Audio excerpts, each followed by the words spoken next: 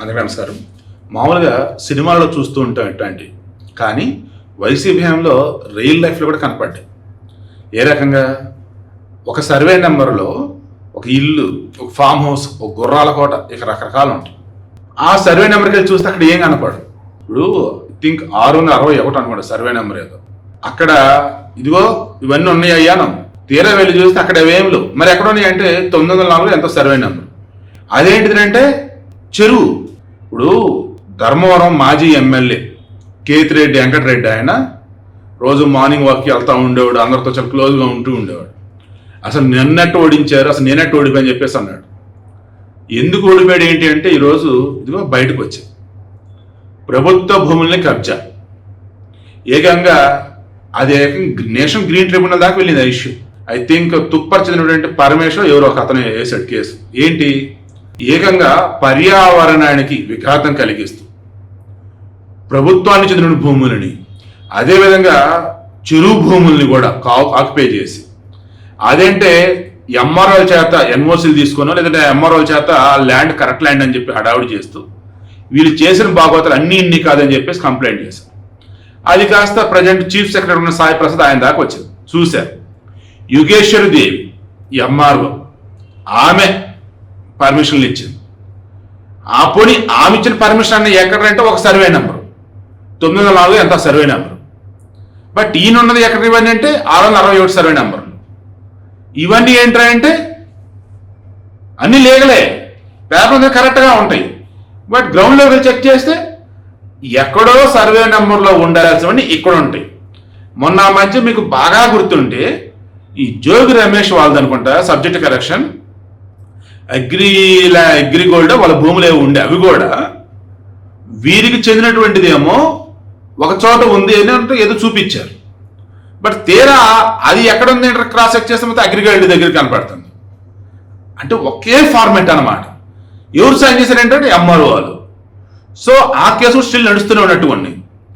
ఇప్పుడు నీలకంఠరెడ్డి ఒక అతను ఉన్నాడు, అతను కూడా ఎంఆర్ఓ. అతను ఏం చేశాడు, ఈయన కేతిరెడ్డి యొక్క తమ్ముడు భార్య ఎవరో ఆమె పేరు మీద ఒక ల్యాండ్ వెబ్ ల్యాండ్ లెక్కిచ్చారు.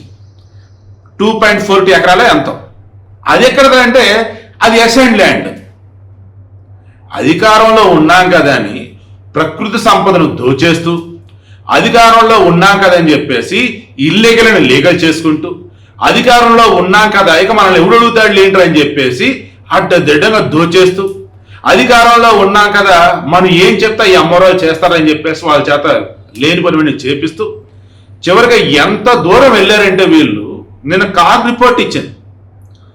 పోలవరం ప్రాజెక్టుకు సంబంధించి జగన్మోహన్ రెడ్డి అడుగడుని ఏ రకంగా అడ్డుపడ్డాడు, ఆ పోలవరం ప్రాజెక్టు నిర్వీర్యతను ఎలా చూశాడు చెప్పుకుంటూ పోతే దారుణమైన అసలు అదైతే రిపోర్ట్ అయితే.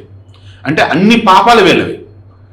ఏ కాడికి ప్రకృతిని దోచుకోవాలి, ఏ కాడికి సహజ వనరులను కొల్లగొట్టాలి, ఏ కాడికి ఎవరూ చేయని పనిని మనం చేయాలి, అది కూడా లీగల్ అంటే అది చూపించాలి.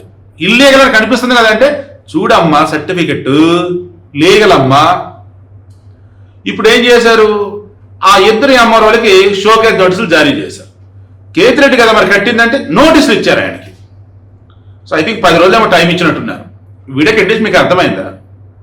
అసలు ఒక ప్రజాప్రతినిధిగా ఉన్నప్పుడు ప్రజలకు మేలు చేయి, నీ అధికారాన్ని అడ్డు పెట్టుకొని నీకు నీ వాళ్ళకి దోచిపెట్టకూడదు. బట్ వైసీపీ చేసిందే అది. ఏది, ప్రజలకు కాదు. అధికారంలో ఉన్నామా, దోచుకున్నామా, దాచుకున్నామా, అదేమంటే అధికారులను వాడి ఇల్లీగల్ని లీగల్ చేసుకున్నామా, అదేమంటే ఎక్కడో ఉన్నదని ఇక్కడ చూపించామా, లేదు ఇక్కడ ఉన్నదా ఎక్కడో చూపించామా. ఎవరు అడుగుతారు ఇవన్నీ? డాక్యుమెంట్లో ఉన్నాయి. అంతెందుకండి, గతంలో మంత్రి చేశాడు పెద్దిరెడ్డి రామచంద్రరెడ్డి, అతని ల్యాండ్స్ కూడా మీరు తీసుకోండి. పవన్ కళ్యాణ్ వెళ్ళి ఏకంగా ఏరియల్ సర్వే లాగా మొత్తం చెక్ చేసి మొత్తం మ్యాపింగ్ అవన్నీ చెక్ చేసి చూస్తే ఏకంగా అడవిలో భూములు ఎవరు ఏమంటే ప్రభుత్వమే కదా, అటవీ శాఖ కదా.